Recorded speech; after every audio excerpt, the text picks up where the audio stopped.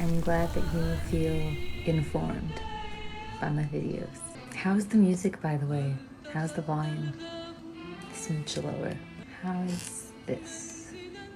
Audible but not imposing. That's the vibe we're going for.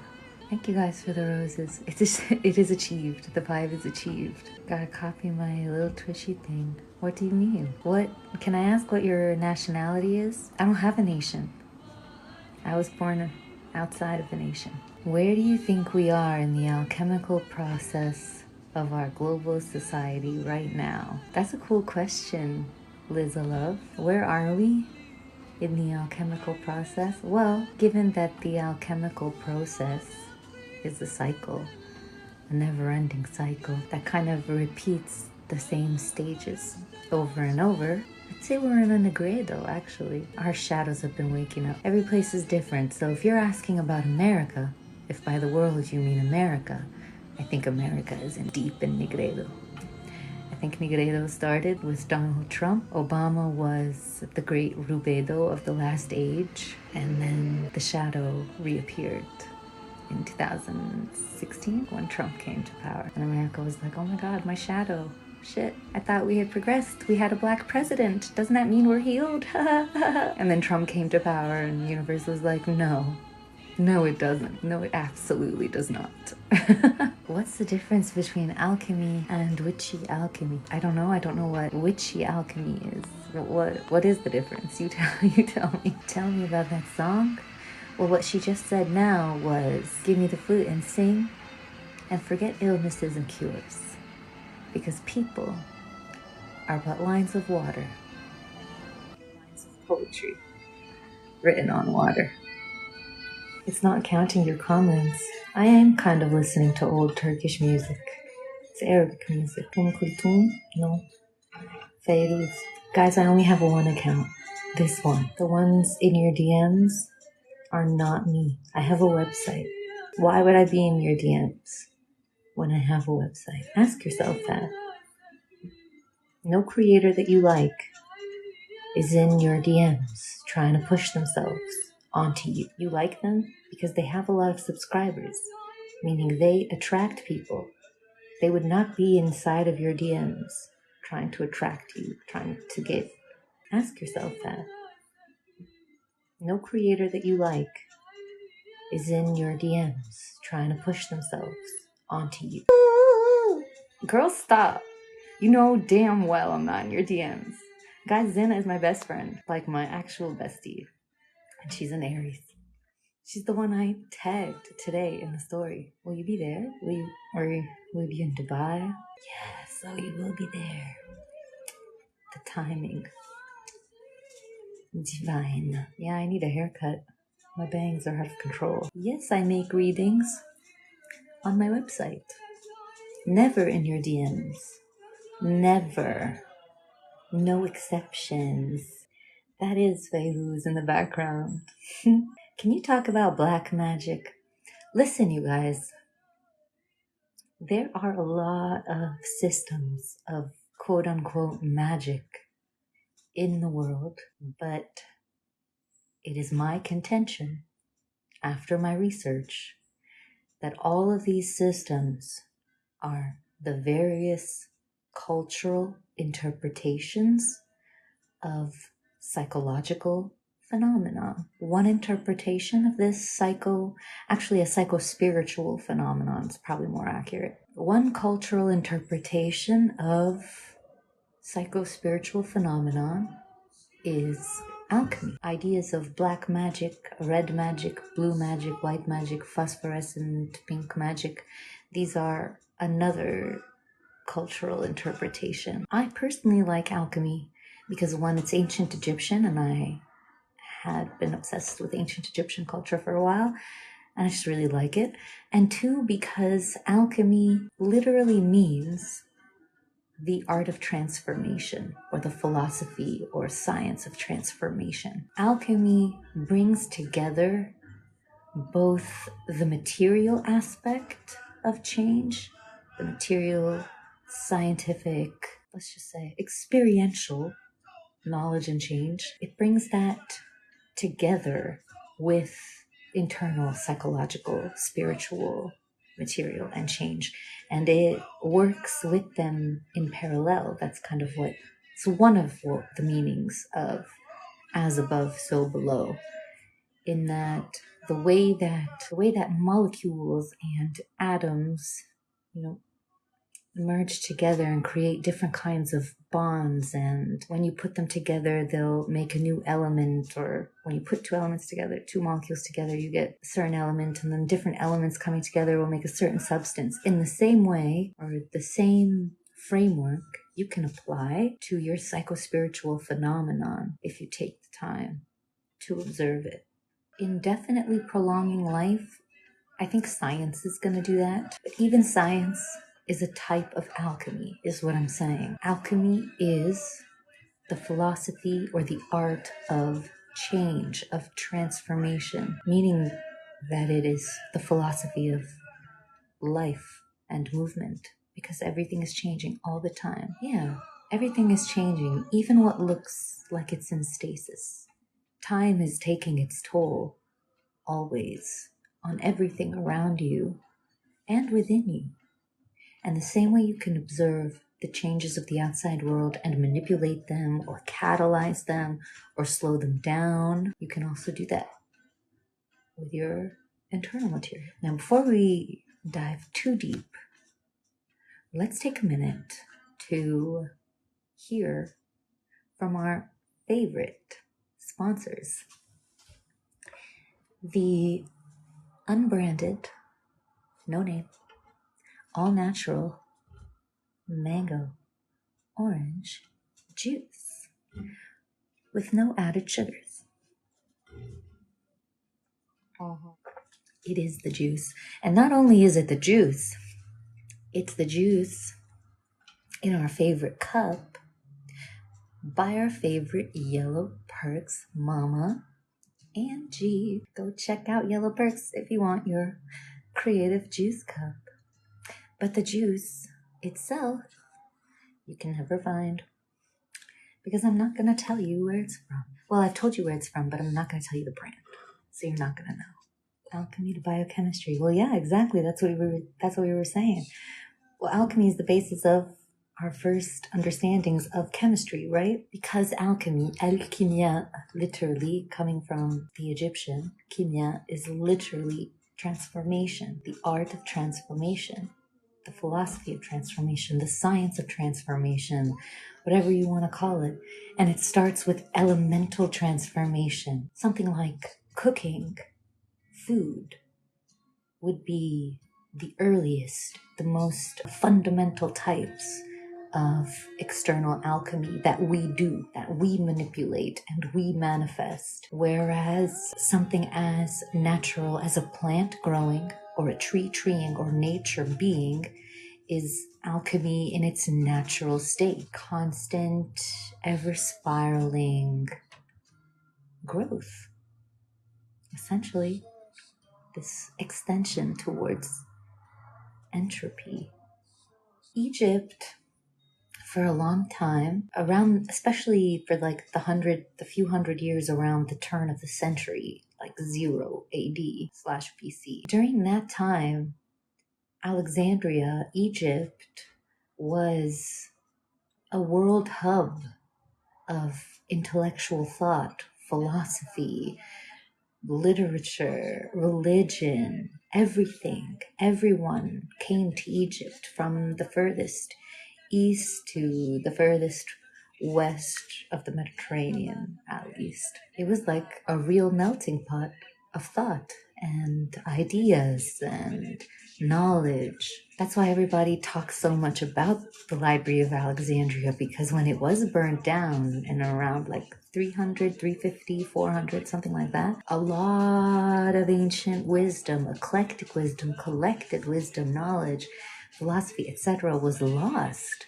So much had been collected in Alexandria, so much had been shared. That library was truly a kind of more modern Tower of Babel type situation, where yes, the world came together in thought and was unifying and expanding ideas and sharing ideas and interacting with one another. And then the Romans or Christianity was like, no, because it is way too soon for the age of kings to be over. We don't want people to know shit. Okay. Okay. In Agora, they show you how the way they film it is it's like a, I don't want to give it away because we're going to watch it. Probably going to watch it soon in the Twitchyverse, but I'm not going to say anything actually. I'm going to hold back. Is there an actual college-based course on alchemy or an alchemist certification? Alchemy is a literary tradition. It's literature. It's not actual experiments of turning metals to gold. It is a body of literature over a period of 2,000 years that you study and take different thematic and symbolic elements from. So I did my degree in literature. Bob, hi! Oh, thank you so much for the roses. You're so sweet. The Chemical Wedding of Christian Rosencrantz. A little bit. I didn't dive too deep into the Rosicrucians, really. Has the tarot reading ever been spot on for you? All of my tarot readings are spot on. Or do you mean have I received a reading that's been spot on? Where did religion come from? Good question. The general consensus is that it started with agriculture when we started to till the land instead of hunt for food. Do we play God sometimes too much? I don't know. Do you? Do what thou wilt shall be the whole of the law. Not a fan of it. I'm not a fan of Crowley or Thelema or his laws. What courses or major does one take in order to obtain more knowledge? Well, it depends what you want to obtain more knowledge in. If you're trying to do alchemy, then you want to go for literature, maybe even psychology or philosophy. You go to a place where they let you do what you want, because that's what I did. I think we are reading the script through it. That's a great way to put it, Orare. There's a song playing. Life is like this great cosmic song. The tarot can tell you the lyrics of the moment of the song that you're in, if you know how to read it. Thoughts on Adam and Eve or Pandora and the jar? You know what? That's a great question. And I love that you put them both together. The Adam and Eve story and the Greek story. Because I actually got the lovers right here on the desk, right next to me.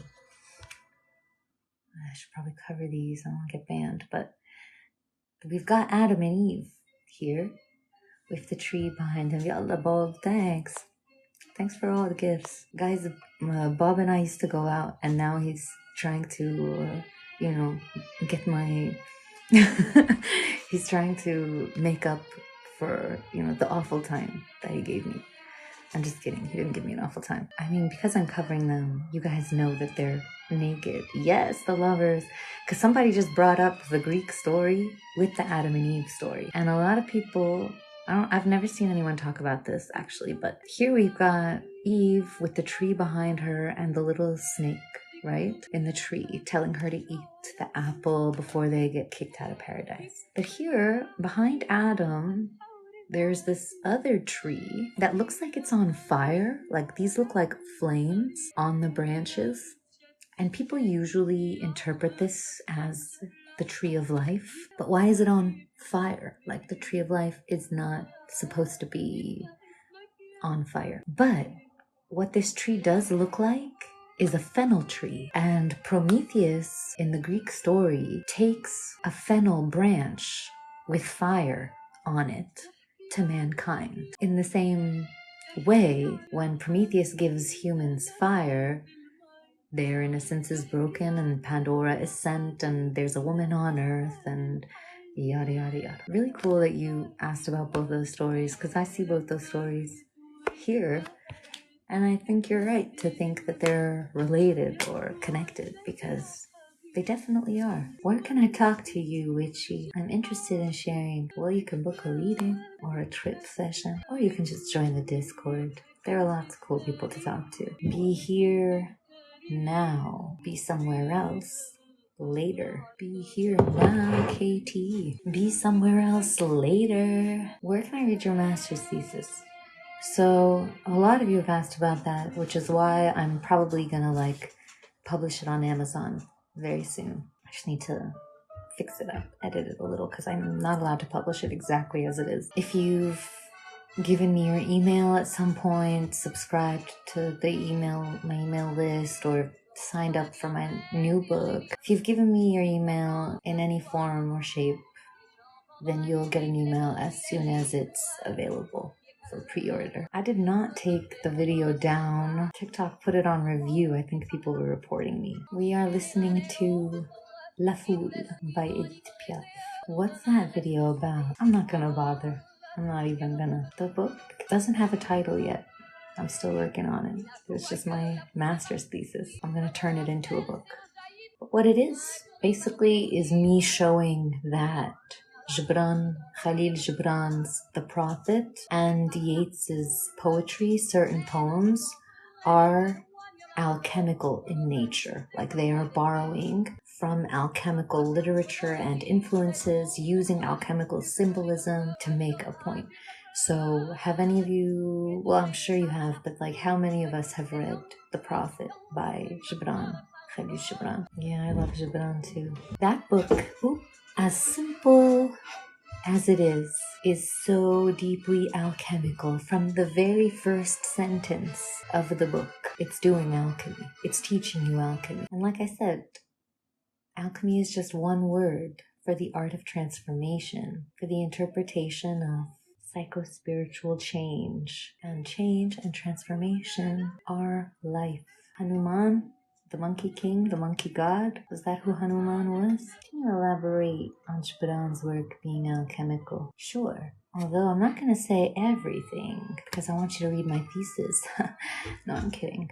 But I was just telling you how even the first sentence of that book is teaching you alchemy. Everything in that book is teaching you alchemy. The prophet is the alchemist. So the first sentence of the book goes like this.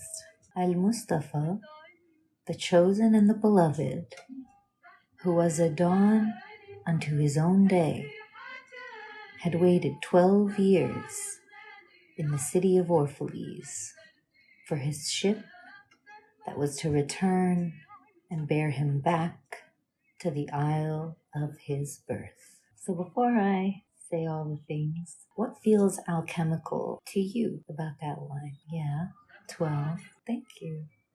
Thank you, Winston. It's working with the elements.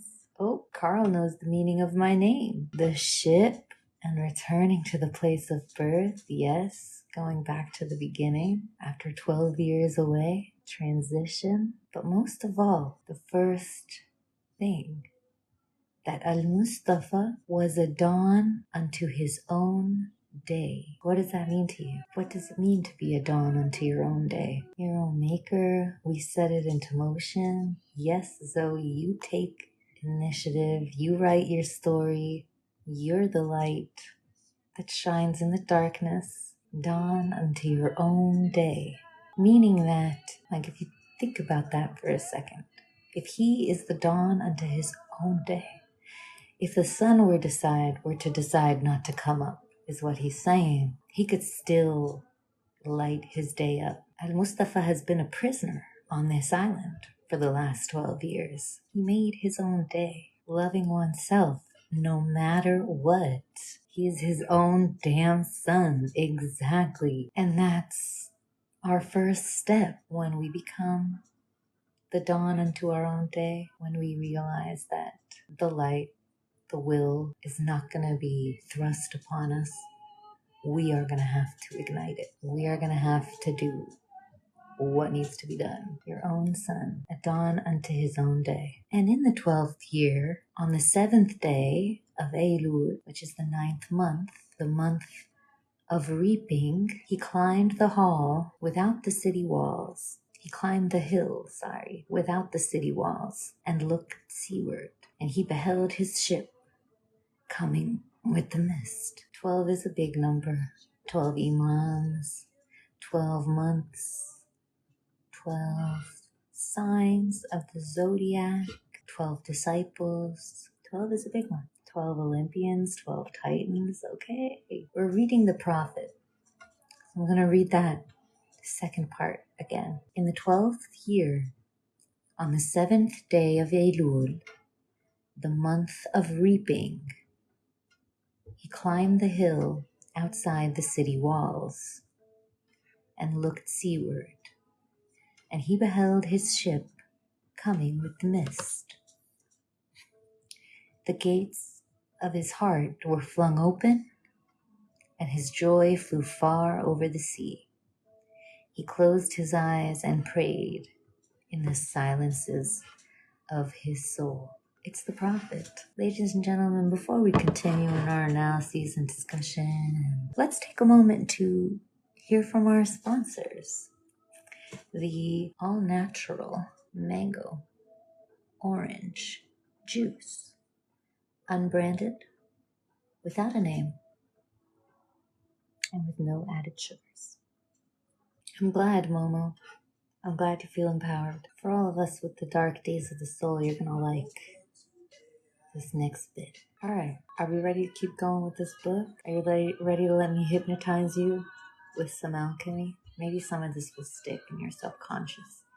Change the way you talk to yourself. Alright, let's go. Remember to keep breathing. We're reading from the prophet. And I was telling everyone how my master's thesis was an in-depth analysis of why the prophet is an alchemical text. And today I'm going to hypnotize y'all with it so that the next time you're mean to yourself, you hear my voice in your head saying something from the prophet, winding you down. Let's start from the beginning.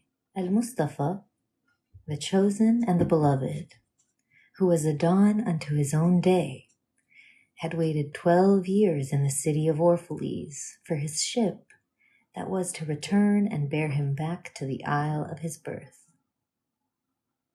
In the 12th year, on the 7th day of Elul, the month of reaping, he climbed the wall outside the city walls. He climbed the hill outside the city walls and looked seaward, and he beheld his ship coming with the mist.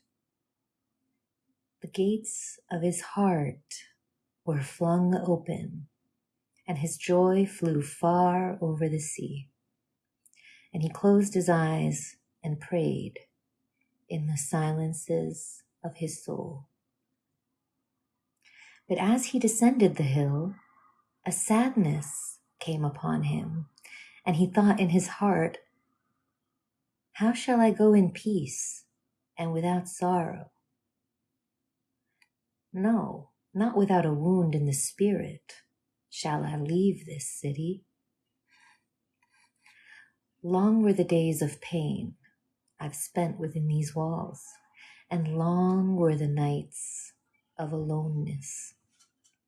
And who can depart from his pain and his aloneness without regret? Too many fragments of the spirit have I scattered in these streets, and too many are the children of my longing that walk naked among these hills, and I cannot withdraw from them without a burden and an ache. It's not a garment I cast off on this day, but a skin that I tear with my own hands. Nor is it a thought I leave behind me, but a heart made sweet with hunger and thirst. Yet I cannot tarry longer. The sea that calls all things unto her calls me, and I must embark. For to stay, though the hours burn in the night, is to freeze and crystallize and be bound in a mold. Fain would I take with me all that is here, but how could I? A voice cannot carry the tongue and the lips that gave it wings. Alone must the voice seek the ether. And alone and without his nest shall the eagle fly across the sun. Now when he reached the foot of the hill, he turned again towards the sea, and he saw his ship approaching the harbor. And upon her prow the mariners, the men of his own land, stood. And his soul cried out to them, and he said, Sons of my ancient mother, you riders of the tides, how often have you sailed in my dreams? And now you come in my awakening, which is my deeper dream. How often have you sailed in my dreams? And now you come in my awakening, which is my deeper dream. Yes? Ready am I to go, and my eagerness with sails full set awaits the wind. Only another breath will I breathe in this still air, only another loving look cast backwards, and then I shall stand among you, a seafarer amongst seafarers, a dream within a dream. Got it, yes. And you, vast sea, sleepless mother, who alone are peace and freedom to the river and the stream. Only another winding will this stream make, only another murmur in this glade, and then I shall come back to you, a boundless drop to a boundless ocean, a boundless drop to a boundless ocean. You are a boundless drop to a boundless ocean. And as he walked, he saw from afar men and women leaving their fields and their vineyards and hastening towards the city gates. And he heard their voices calling his name and shouting from field to field, telling one another of the coming of his ship. And he said to himself, shall the day of parting be the day of gathering?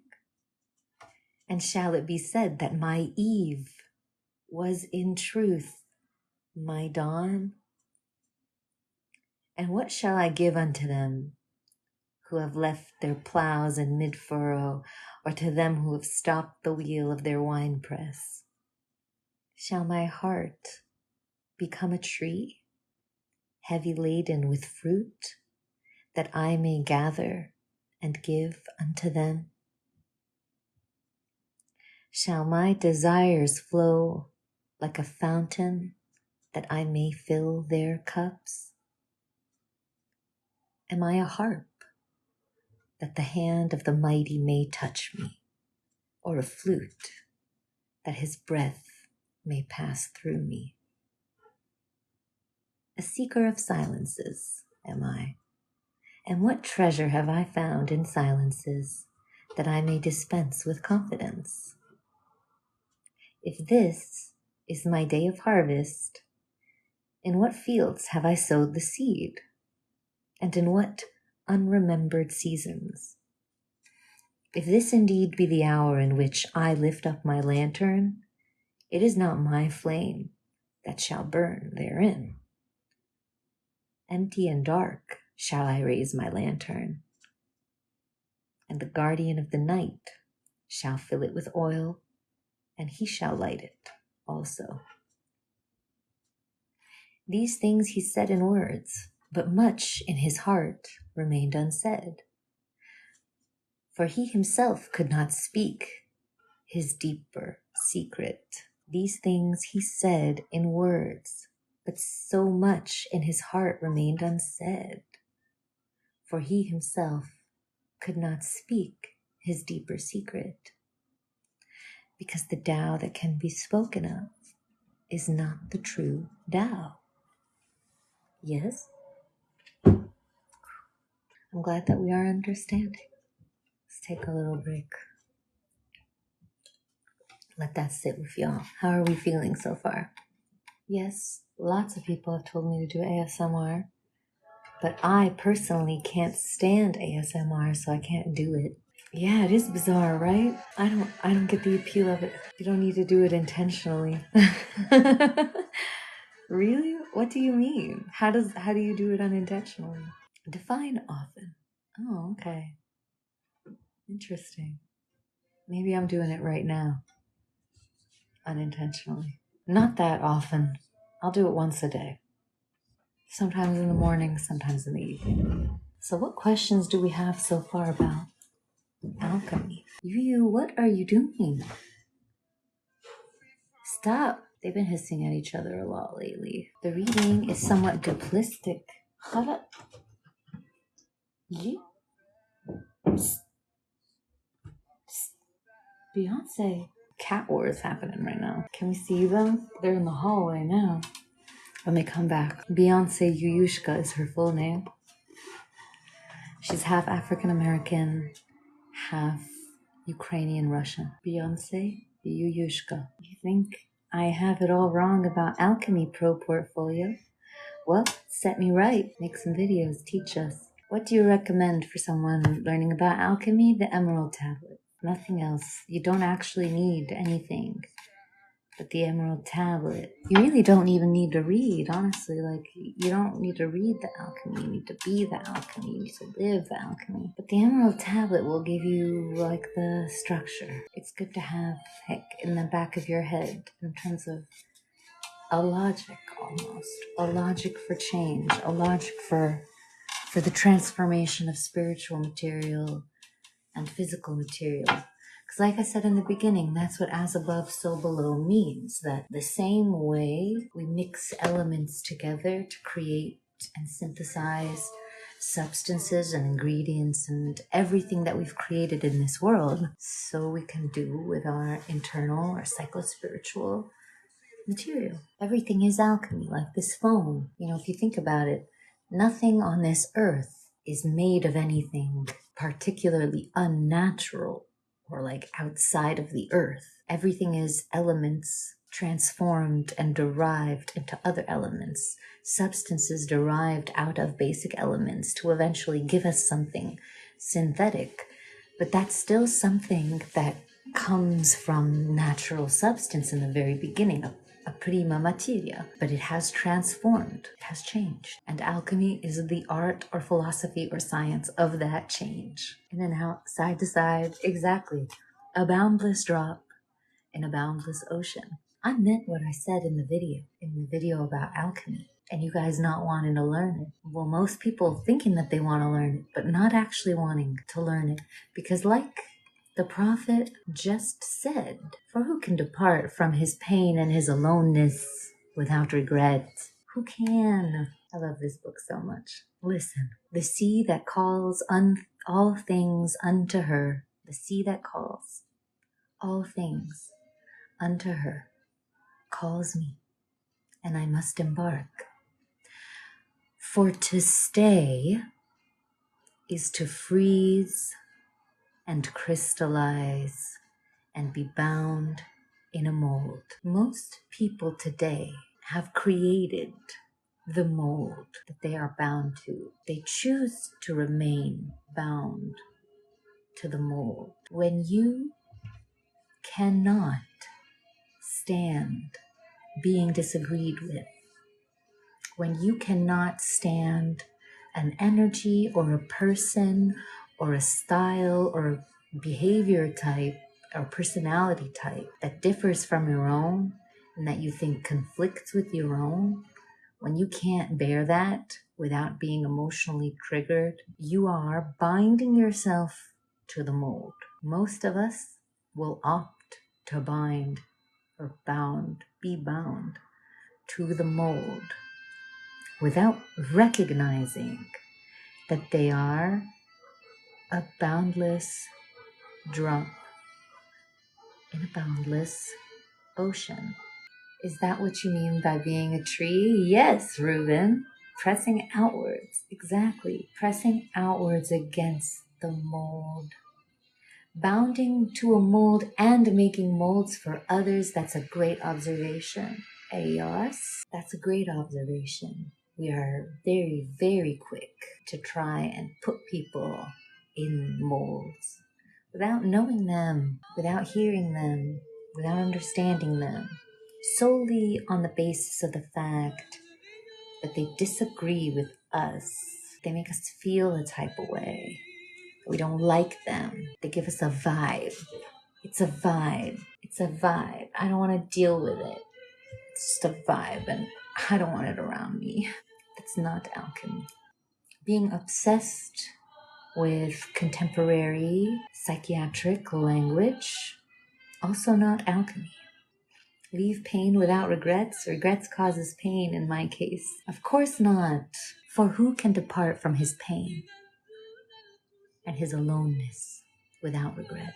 I used to struggle living in this world until I pushed against the bounds of my mold. Is setting boundaries going against alchemizing the moment? No, not if you're in danger or in harm. Part of your alchemy is knowing when you need to set a boundary, when you need to remove yourself, when you should or shouldn't interact with somebody, how you should or shouldn't interact with somebody. If you have met someone at their own level, on their own level, in their own language to play their game, and in the process compromised your dignity, your standards, the level of your awareness, then you've already lost. Setting a boundary at this point is just like putting a band-aid on your situation. It's a matter of not compromising who you are, how you speak, what your linguistic paradigm, what your linguistic barriers, if you will, are.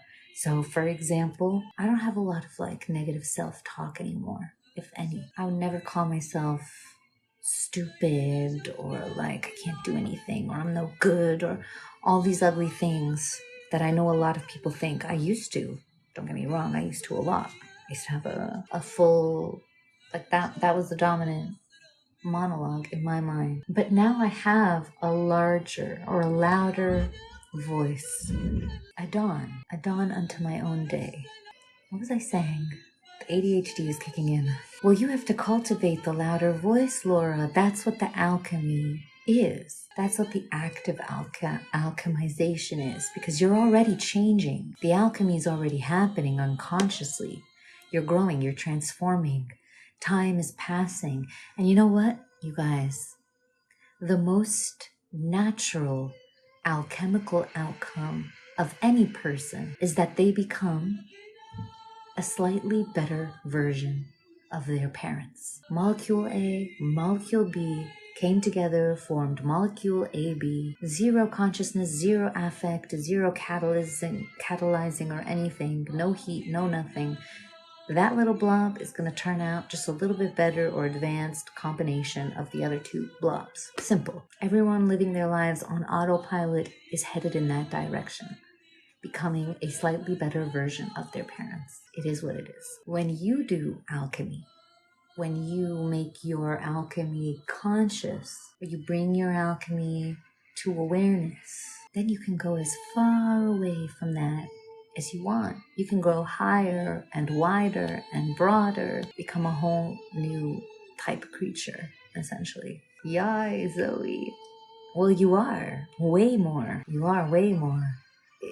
The ability to be more, the spirit to be more is inside of you, inside of each of us. But if you never wake that spirit up or tap into that spirit or do anything about it, then it's just going to do its natural thing, which is to imitate where it came from with a little bit extra, a little bit more support, a little bit more progress. There's no summer in Toronto either, so you're not alone. Canada is done for this summer, although we did have a little sun today, actually. Any tips on not diluting yourself to make others comfy? That's a great question. Can you just tell me what you mean by diluting yourself, just so I'm sure I understand you? Let's trade, Mississippi. I'm looking for sun. It's my accent, because I watch so many movies. Now I sound like an American. I've seen too many American movies. By diluting, I mean not being your full self. I don't really believe in a full self, or a true self, or an authentic self. I do believe in values, priorities, morale, personal ethos, belief, life philosophies, things that we subscribe to and pull from to help us make sense of the world around us and our own behavior. In any situation, your best bet is to remain playful, to be playful, to not be so serious, to recognize that everything anybody says or does is a reflection of them, their internal life, their emotional maturity. But if someone is crossing your personal boundaries, putting you in harm, or disrespecting you, then you need to find really the courage to say something of the equivalent of, yo, that's not okay with me. So one way to do this, or at least what I would do, is if somebody was saying something that I thought was disrespectful. First of all, like, I've already done a lot of work for it to be like just so rare for anybody to be able to actually trigger me. Like, you know, like if someone disrespects me, and my first reaction is not, oh my gosh, that's so disrespectful, I will not be disrespected. My first reaction is like, wow, why doesn't this person respect themselves? And the approach for me would be to go just head on. Like, you know, if they were saying something where they were insinuating something disrespectful, because that's usually how people do that, I would say, what do you mean by that? What do you mean? Or I would rephrase whatever they said in a much more positive way so that they could then explain to me, oh no, that's not what I meant. And then they would say something even more negative, and then I would make it even more positive. And then they would make it even more negative. And then they just kind of looking like a fool at this point. And they'll reach a point where they're like, what am I saying? Why am I saying this? The best way to deal with someone who's making you feel a type of way is to remember that you're making yourself feel a type of way. You can decide to not feel any type of way, to not let anyone in on your little heart space, your healthy heart space. Not that you don't love people or let people into your heart, but you don't let someone's disrespect of themselves, their own hurt, their own internal bully, their own inner critic to have an effect on you. And people who are saying mean things and disrespectful things to others, they're essentially calling themselves out. And like I said, my favorite thing to do in those situations is to just make them more obvious to themselves. I will follow through the logic. Like, what do you mean? What do you mean by this? Oh, did you mean this and this and that is beautiful? Why would you think I said beautiful? I was literally insinuating. I was obviously insinuating that this was extremely distasteful, extremely ugly, blah, blah, blah, blah, blah, blah. And I'll be like, oh, so you're saying that this isn't exactly to your taste, but it could actually be enjoyable to somebody else. And then they'll be like, no, nobody should be enjoying this. Nobody should like it. Blah, blah, blah, blah. And then I'm just there like, okay, I mean, do you see yourself? Like, do you see, is this who you want to be? Like, do you believe what you're saying at this point? Or are you saving face? Because we can chill. I'm not going to judge you. Like, you can take it back. You can take it back and I'll pretend you never said it. But like, I just wanted you to see that. And that's it. There's no reason for you to get worked up. There's no reason for you to get upset. Let somebody upset you. But if you do get upset, like I said, remember that you upset yourself, and then maybe ask yourself if there's something in what they're saying that you believe to be true. And if you believe it to be true, is it objectively true? And if it's not, why do you think that it's true? Who put it in your head that this person's insult was actually something real about you? Who made this insult to you before and it's stuck? And you just want to untangle that. Separate the earth from the fire, the subtle from the gross, gently and with unremitting care. I do not. This is my only TikTok, okay? This is my only account. There is a small nation of people scamming in my name. Who is my favorite comedian? Dylan Moran. Didn't even have to think. Dylan Moran, forever. What do you mean by which? Didn't expect that one, did ya? I think eye contact, like if you sit with someone, if you have a partner, if anybody in the audience is in a relationship and has a partner and they want to be more intimate with their partner, they want to cultivate some intimacy, with their partner, one good thing to do is to sit down, set a timer for 5 minutes. Okay? 5 whole minutes.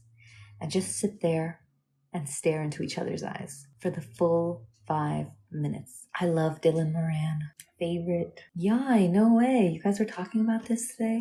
Do it. Do it in a mirror. Cultivate the intimacy with yourself. Why not? I love that. I don't know, Joe. Depends on you and your partner, I guess. Were you married? Well, I am a Virgo, so maybe. I got the virgin sign. Will Christ come back or will Ubermensch rise? Both. Duh. But you're not gonna recognize Christ when he comes back. Because he's coming back as a she. Christ is coming back in a dress, y'all. Florence Welsh called it. You're Christ? No, you're not. You're Wonder Bread. The man you love is a Virgo? Run. Run, Isra. Just run. Oh, Zoe. You're so sweet. There are 48 Christs right now. Oof. Specifically 48. And where are they all located? I'm guessing in some town in like Arizona or something. Do more than half of them happen to be in the USA? Because it feels like that's where all of the superheroes end up these days. Haha. Why do you think is a she? Well, because we've already had enough male prophets. It just seems about time. Aquarius is the water bearer. And women are the water bearers. We're the ones holding the ocean of emotion for everyone. That's beautiful, Ezekiel. You have fixed the world. You want to, you will, and you already have fixed the world. Well, you did not so great a job, my guy, because she's still pretty messed up. Ooh, the new Matrix movie touches on a feminine Christ idea nicely. I love it. Of course it would. Wasn't The Matrix written by two trans women? Or was it trans what? Men? No, I think two trans women. So they would know what's up. They would. A trans allegory, yes. Or allegory. So, I mean, they would know. They would be like, yep, it feels right. Of course, Christ is gonna come back as a woman. Like, what? Thank you, Ezekiel. My yin and yang nails. I usually do a full black hand and a full white hand. Then today I was like, oh, actually, maybe they should each have a little bit of the other. They are yin yang nails. Press-ons. Oh, cool. I've never had press-on nails. These are my real nails. Do it, Ash. I'm not teaching right now, no. But I am about to finish my thesis. I have one tattoo. She is a professor. Almost. She's almost Professor Twitchy Witch. Twitchy Witch PhD, y'all. Almost. So excited. Right, you don't get to be everything and everyone, Wonder Bread. No, ironically, I don't stream on Twitch, even though I am the Twitchy Witch. I used to teach English. We all are everything and everyone. That's true. That is true, Wonder Bread. And as Zoe said, we're all Christ. Oh, you don't have to envy, Carl. I'm giving it all away. Mostly for free. 99% for free. Like, what? What's up, Elon? You really lost it with Twitter there. Whoops. What's she doing? What are you doing, Elon? Are we all Christ? Or Judas? Or both? You know, you guys, I was thinking about Judas a few days ago because I was talking to a Christian, Twitchy Witch PhD. Okay, so I was having a debate with a hardcore Christian the other day. I don't know how we got to Judas, but he was saying that we were talking about something else and about betrayal and morality and whatnot. And he was saying that the first sin against Jesus, the first real sin, was Judas. He's the archetypal betrayer. He's the problem. He's why we lost Jesus. Like, Jesus would be alive or something right now if Judas hadn't kissed him. But if Judas had not kissed Yeshua, then Yeshua would not have been crucified. And had Yeshua not been crucified, he would not have been buried. And had he not been buried, he would not have risen from the dead. All of that happened. Yeshua would not have become the Christ. There would be no such thing as Christianity. Do you see what I'm saying? So at the end of the day, is Judas the betrayer? Or is he the enactor of God's will? Is he another adversary? Because in the Old Testament, when we have Job, for example, the devil, what we consider the devil, Shaitan, Satan, is just an adversary. It means adversary, as in the contradictory element. I'm sure we're a little bit familiar with Plato, for example, right? The dialogues of Plato, like the Phaedrus or the Gorgias or the Republic. They're like these little plays or dialogues, right? Between Socrates and whatever sucker is up against him.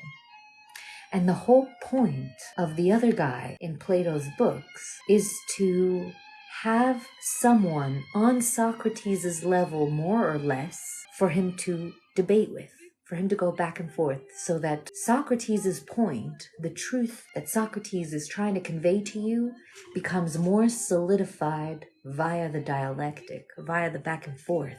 So God, for example, in the book of Job is to prove the faith of Job and how important it is to remain faithful to God no matter what. And Job is just a regular guy, regular dude, living his life, living an abundant life, loving God, doing all the things. He's literally just another dude, another well-to-do dude. The story doesn't happen. There's no story until until Satan is like, you know what? I don't trust this guy. Literally. Like Job is living his life. God is chilling in heaven, having his argile. Satan is like, yo, I don't trust this Job guy. This is how the story starts.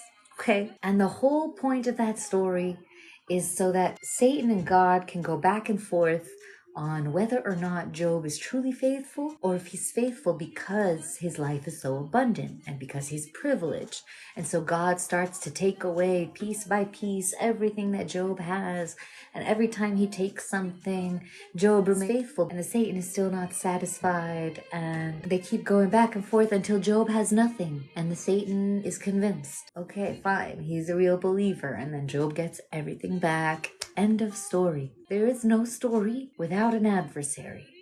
There's no dialogue without someone to dialogue with. No debate, no argument to be made, solidified, questioned, intrigued, interrogated, if there isn't someone else up against you. There's no I, no voice, no opinion, no statement, no nothing without somebody to receive it and give it back. You see?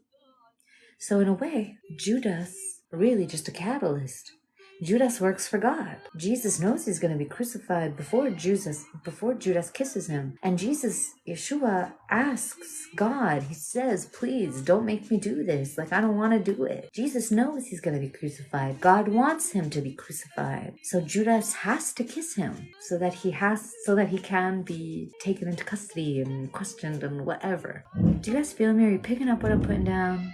That is alchemy, Marcelino. Being able to see the full range of the story, beyond good and evil, beyond savior and betrayer, beyond.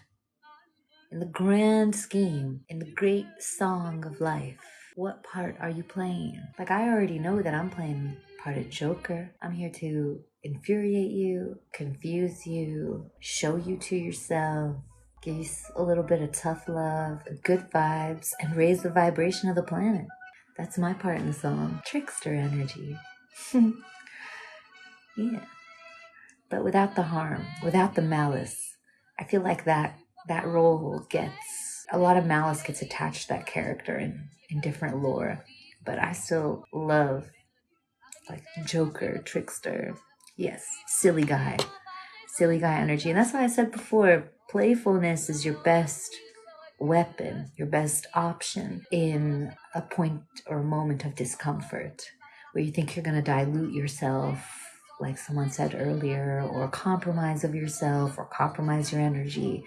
Playfulness is the answer. Not everything needs to be a full-on deconstruction of who you are and who they are and what they meant and what you meant and blah, blah, blah, and anxious attachment and attachment avoidant and neurodivergent, narcissistic. You don't need all of that all the time. You know, it's good to explore yourself and understand yourself sometimes. Other times, it's good to just lighten it up a little bit. Just remember for a second that you're gonna die. The person in front of you is gonna die. The whole earth is gonna perish. The sun is gonna explode. This is probably gonna happen all over again as it's already happened. And in a million other iterations. Do you really need to get worked up? In the grand context, in the grandest scheme of things, should you be doing anything but smiling? Playfulness to me is the best way. And if you can playfully challenge somebody's disrespect, you could literally make anybody do anything you want. Well, good for you, Splatsloki. Yes, Zoe, me too. In the grand scheme of things, I also want to play the silly fun game. The Philly game. Let's take a moment and hear from our favorite sponsors. You know them. You love them. The unnamed, unbranded, forever unknown mango orange juice with no added sugars. How about water? Okay, let's have some water too. Guys, I am never in your DMs. Halas. Are we all in cahoots? Don't tell anyone. How cool would it be if the scammers were actually working for me, like they were my side hustle? Are you taking app in all caps, looking for a job? Well, you know, the next time one of my scammers DMs you, let them know. I'm sure they could use help on the back end, creating more accounts, DMing more people, maybe being a little more creative in their messages. If you're good at English, you could definitely help them out because their English is garbage. Why Book of Thomas left out of Bible? Probably because it's a little bit newer, or it was a little bit newer than the other books. Partly, but then who knows?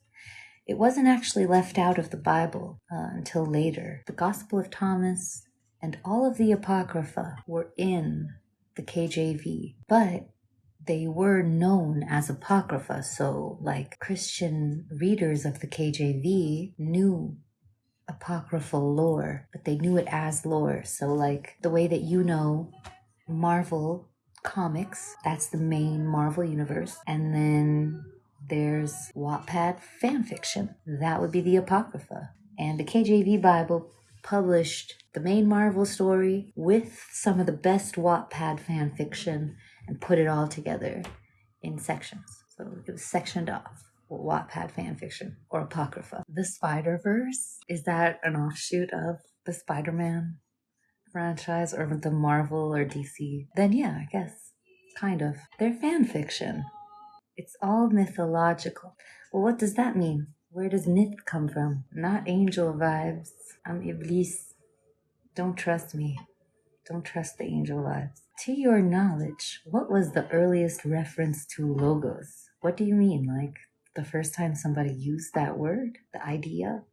You know, funny enough, logos and word as creator is a Hermetic idea. In the Corpus Hermeticum, when Hermes meditates, not Hermes the cynic, but Hermes Trismegistus or Thoth, he says he meditated long and hard until he finally met Atum. And Atum was the great creator of the universe. And he created everything by speaking a word in the chaos. And the word created order out of chaos. So that's a Hermetic idea. Now, this Corpus Hermeticum was probably written around the same time as some of the books of the Bible. But the Hermetic ideas are a little bit older.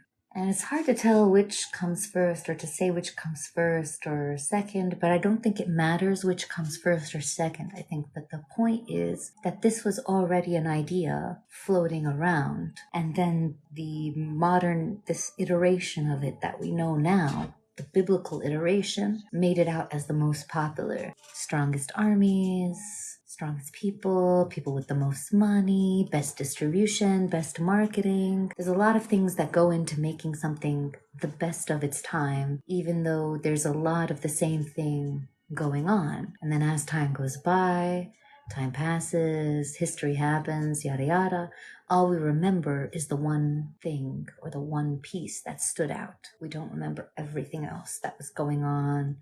We forget that this is something that was rising out of a cultural current and that did not exist on its own. And that when we call something sacred and holy, we're not actually saying anything except that only very privileged people could read or write. And even more privileged people told them what to read and write. And even more privileged people decided what was read and written should be distributed to the masses. And then y'all go and call that shit sacred. One second, I'm gonna grab my charger. The cat hair. I'll bring the cat hair. I'm covered in cat hair 24/7. How do you silence unpleasant thought bubbles from entering your mind? You mean how do you stop them?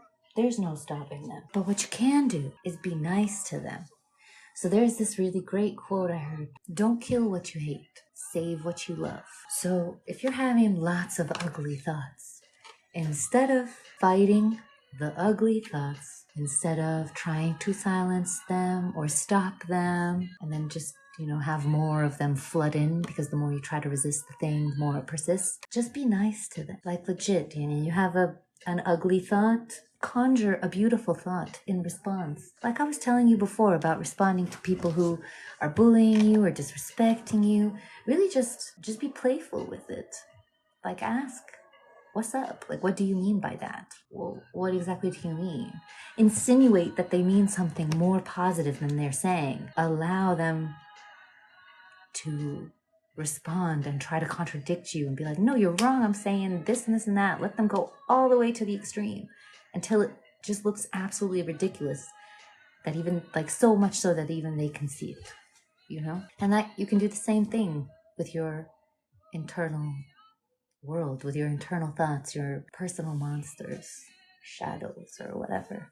Literally just be nice to yourself. If you are mean to yourself, introduce niceness to the mix and just see what happens. Kill yourself with kindness, I guess.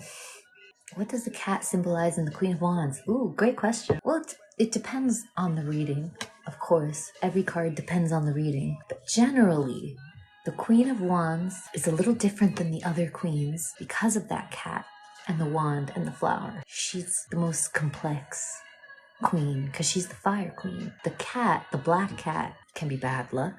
That's what I'm saying, depending on the reading. It could be her own shadow because, like I said, she's the more complex of the queens. So even when she's not upside down, there's always another side to the Queen of Wands. There's a dark side to her, even when she's upright. And it's not the dark side of her being upside down. It's the dark side of her kind of creative energy, her kind of fieriness, a fire that creates and destroys.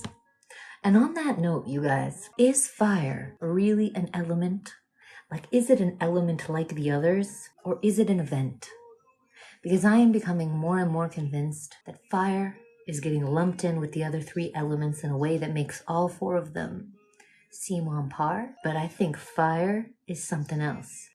There is a quaternity, but it's not a quaternity of elements. It's a trinity plus one. And the plus one is fire. And it is an event because fire happens. You can't just start a fire and leave it. But you can fill a cup of water and leave it, and it will last. It'll evaporate over time, but very, very, very slowly. It's not an active, easily visible transformation with water as it is fire. And it creates and destroys earth. Earth just sits there. It's just there. You light the earth on fire. You moisten the earth. You dry water with fire. You turn off the fire with the water. Maybe water and fire. but fire more. Yeah, I think the Chinese wheel of elements is how it's called. Metal. And I think there's metal, wood, and earth in the Chinese. Metal, wood, earth, air, water. That's the one. The others have a past and a future. Interesting. What do you mean? I don't know. I have thoughts. I have thoughts about fire. It feels different than the other elements. It feels more like an event than an element. خلاص لي اسكابالدي خلاص. You know Arabic? No. Have you ever watched flames dance in accordance with metals? What do you mean? Fire requires earth, air, and water in order to happen. Exactly, Hermes. Thank you for that. Yes, exactly. So is it really on par with the other three? Or is it the result of the other three? Is it somehow a combination? Is it the rejected fourth or the hidden fourth, but fed to us like just an average fourth? Because Iblis was made of fire in the lore. Jinns, devils, the rejected spirits, the rejected fourth is made of fire. But jinns would be upset saying it's not real. What do you mean? Iblis is an error.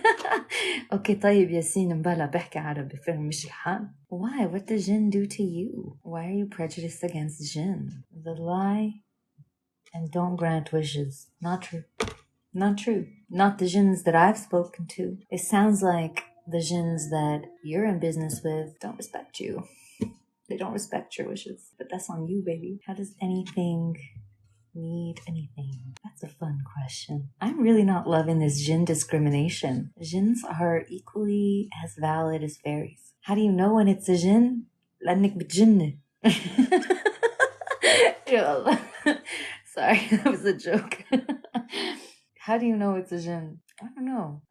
Have you ever interacted with a jinn? Do you feel like you have, Melissa? Plus, I mean, the sun is a source of everything. The sun is a big giant ball of fire. The sun is its father. The moon, its mother. Like, if you think about it, everything from the grass outside to the skin on my face to this phone to you typing, everything is at the very bottom of it, powered by the sun. All is solar energy, more or less. Obviously in a million variations and iterations and derivations, but it's still sun energy nonetheless. And that's fire. Come on, Katie, with the Stevie Nicks. Hit those lyrics. Actually, this is such a good album. This is a desert island album for me.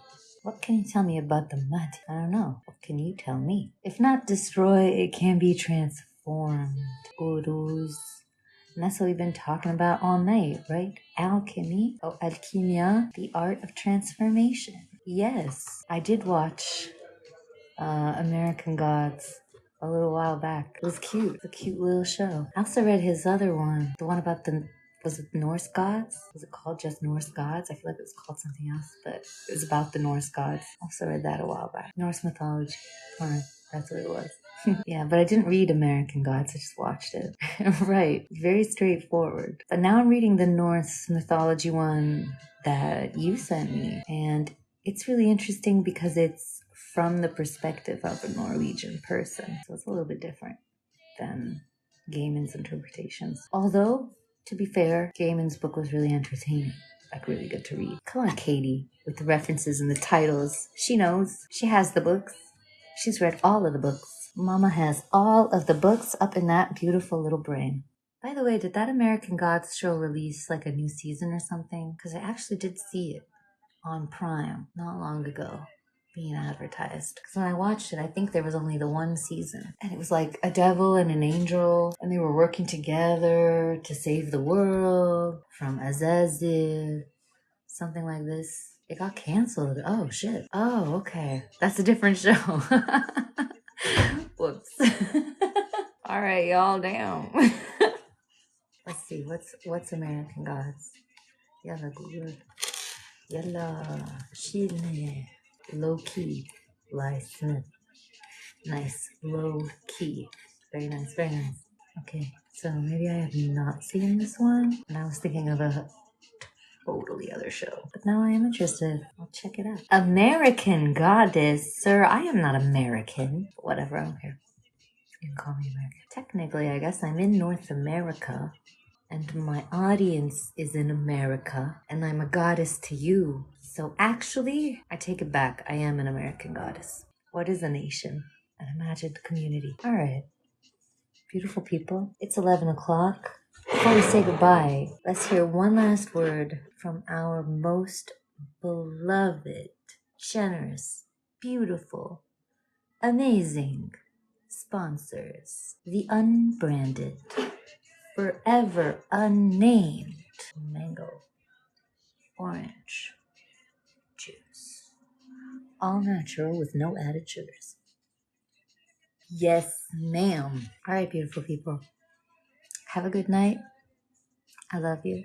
You're awesome. Remember not to bound yourself in the mold of being an identity. Remember that you are an endless drop in a boundless ocean. A boundless drop in a boundless ocean.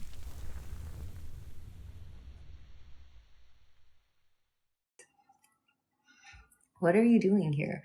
Are you in Montreal, by the way? He's still sending gifts. He's sending those roses like yalla. Yeah.